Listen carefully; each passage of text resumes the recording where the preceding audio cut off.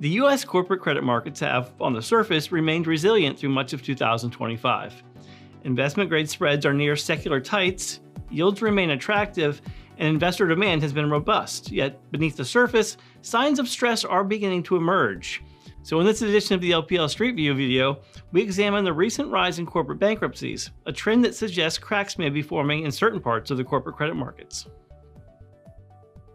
Throughout the year, investment-grade corporate bonds have benefited from strong technicals, while spreads, or the additional compensation required to own riskier debt, remain at or near secular tights.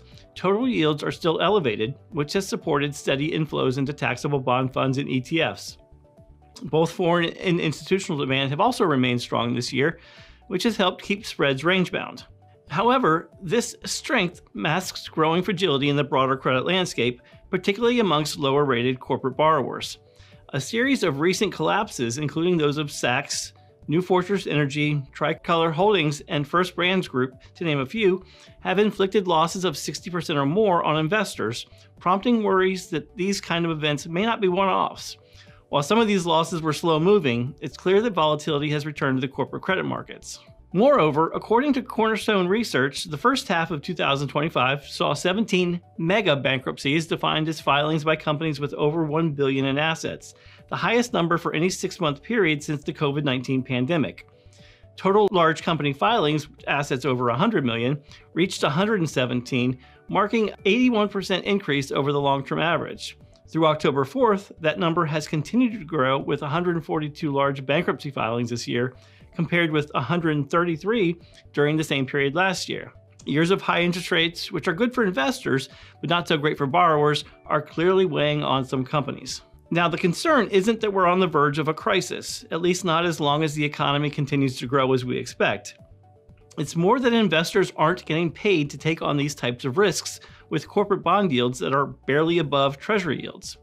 Admittedly, over the last 5 years, higher borrowing costs have imposed greater discipline on lower quality issuers, leading to a clear downward shift in the market's overall risk profile. But there will always be idiosyncratic risk within these markets, and market pricing should reflect those concerns. And while recent widening in the high-yield market has taken place, in our view, spreads are still tight given current conditions and rising idiosyncratic risks. While the overall credit market remains stable, the divergence between investment-grade and high-yield sectors is becoming increasingly pronounced.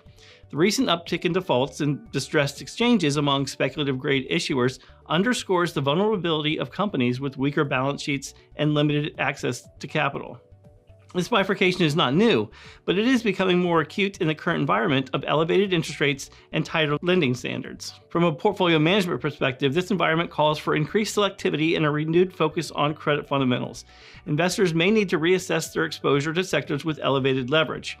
Active management and rigorous credit analysis will be essential to navigate the evolving landscape and avoid potential pitfalls. Bottom line, while the corporate credit markets are not in crisis, the growing number of bankruptcies and signs of stress among lower-rated issuers suggest that cracks are indeed forming.